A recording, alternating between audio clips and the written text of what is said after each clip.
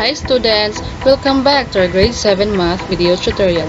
In this video, we will learn about circles so that we can illustrate a circle and the terms related to it, like the radius, diameter, chord, center, arc, central angle, and inscribed angle.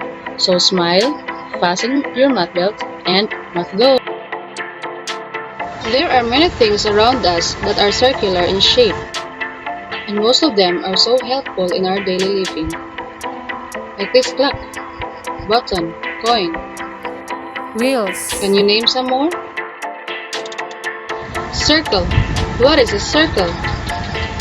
A circle is a set of points on a plane that lie at an equal distance from a center point called the center. A circle can be named using its center point. Like in this figure, this is circle A. When we connect a center point and any point on the circle, the line segment is called a radius.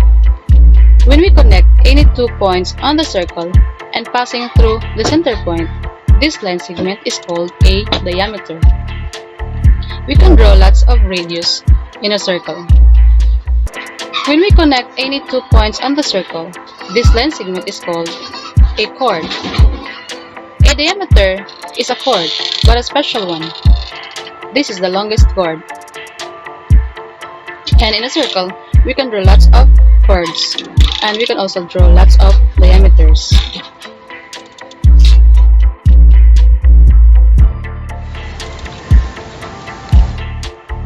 These are arcs. What is an arc? An arc is a portion of a circle.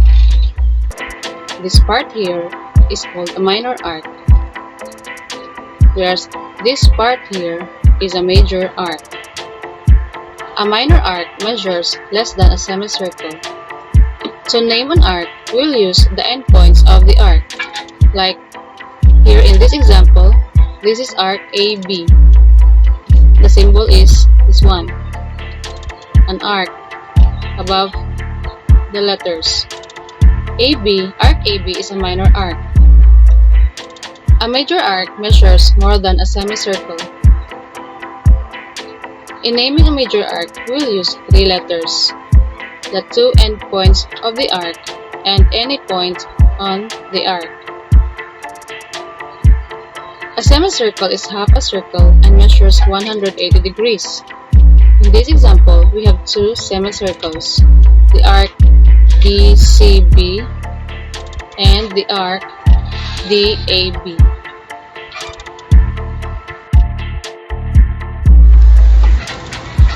This is a central angle.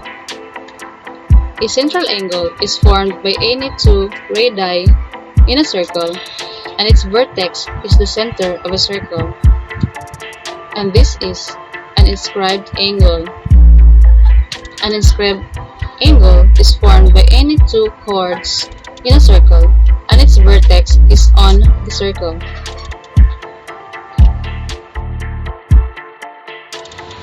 Now, we are going to answer some exercises. For part A, we are going to identify as to what part of the circle is the given. You are given 10 seconds to answer it. Number 1, line segment SP. Timer starts now. SP.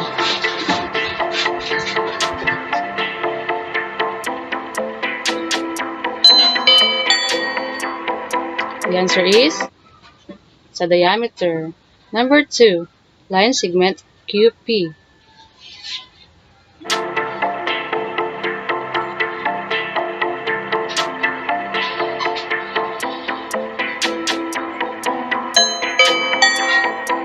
The answer is, it's a radius.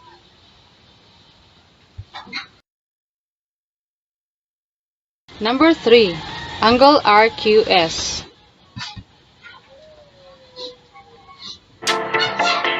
RQS.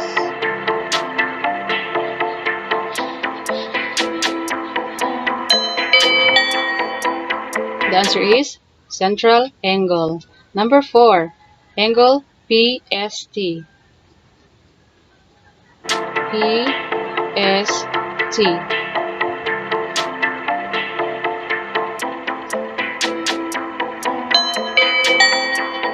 The answer is inscribed angle.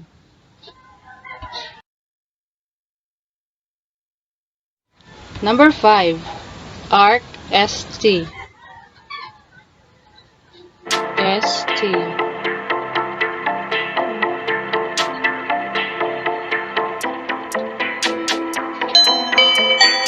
The answer is minor. It's a minor arc. Number 6. RTPR.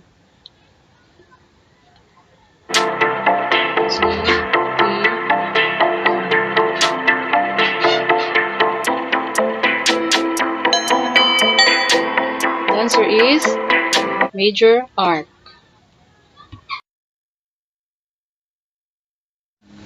Number 7. Line segment TS. Line segment TS.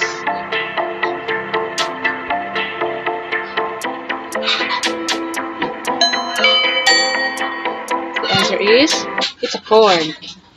Number 8. Line segment RQ. Line segment RQ.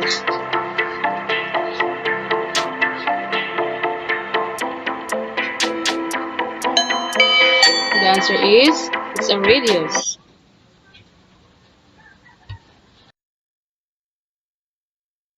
Number 9. Arc RP.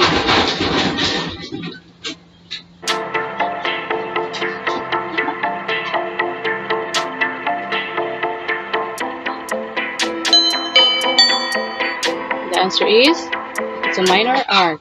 Number 10. Arc STP.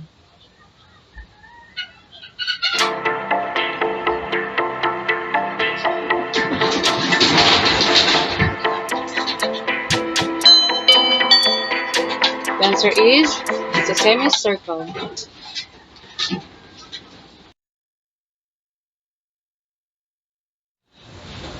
For part B, we are going to illustrate the following. Given 15 seconds. Number 1. Circle M with diameter AB.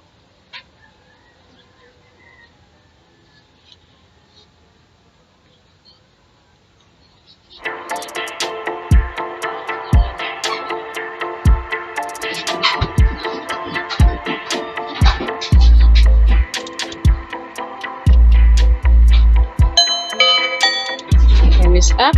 So, let me compare your answer with this figure. You get right?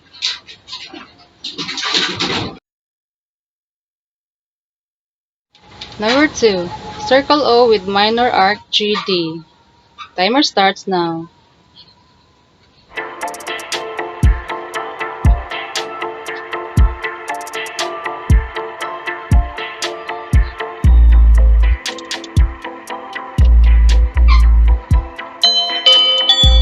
Time is up. Let us compare our illustration with your illustration. Okay. That's circle O with minor arc GD. Your arc can be in any part of the circle as long as it's less than 180 degrees or less than a semicircle. Number 3. Circle A with chord MN. Timer starts now.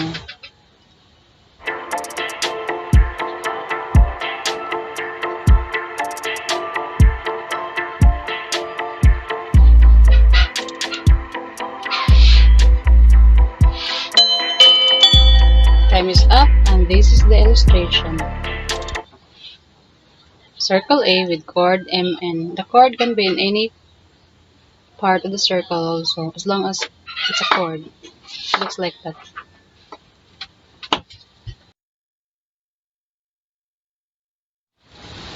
Number 4. Circle R with described angle CAE. Timer starts now.